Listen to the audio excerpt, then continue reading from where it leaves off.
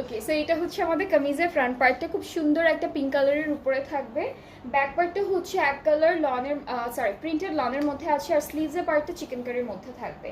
So এটা হচ্ছে আমাদের ফুল ব্যাক পার্ট, এটা হলো পুরোটা ব্যাক পার্ট থাকছে, আর স্লিভসটা হচ্ছে চিকেন কারি ওয়ার্কের মধ্যে থাকবে, খুবই খুবই সুন্দর।